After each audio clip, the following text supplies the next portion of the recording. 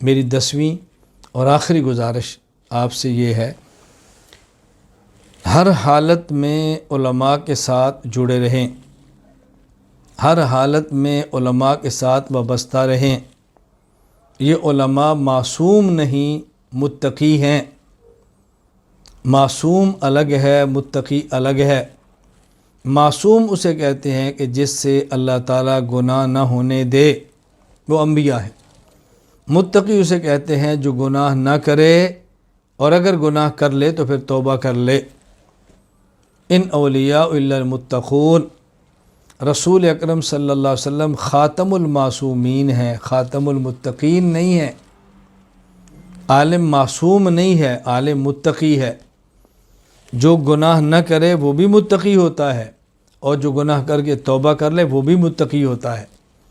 جو گناہ نہیں کرتا وہ اللہ سے ڈرتا ہے، اس لیے تو نہیں کر رہا، اور جو گناہ کر کے روتا ہے، توبہ کرتا ہے، وہ اللہ سے ڈرتا ہے تبھی تو توبہ کر رہا ہے، ڈٹا نہیں، اکڑا نہیں۔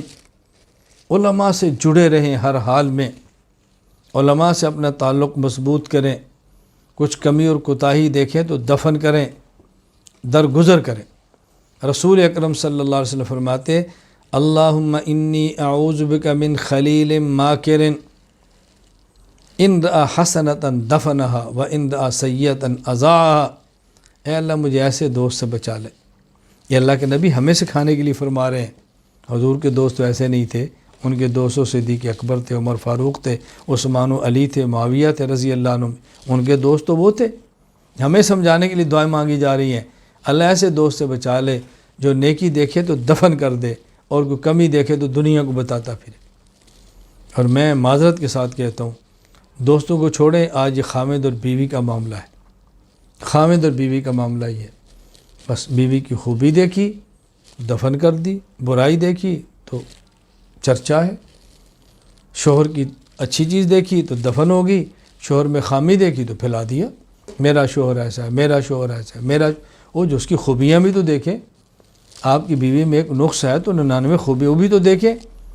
میں نے گزارش خیر کی ہے، ایک ذہن بنا لیں کہ ہم نے علماء کے ساتھ ہر حال میں رہنا ہے، علماء کے ساتھ وابستہ رہنا ہے، علماء کو نہیں چھوڑنا، علماء پر مال خرچ کرنا ہے، علماء سے محبت کرنی ہے، علماء کی ضرورتیں پوری کرنی ہیں، علماء کو دین کے لیے مستغنی کرنا ہے تاکہ کھل کر یہ دین کا کام کریں، اور اگر اللہ کسی سے کام لے لیں وہ اس کو اپنی سعادت اور نیک بختی سمجھے کہ میرا مال عالم پہ لگا ہے، میرا گھر عالم کے کام آیا ہے، میں عالم کی ضرورتیں پوری کر چکا ہوں، اس کو اللہ کا احسان، کرم اور فضل سمجھیں۔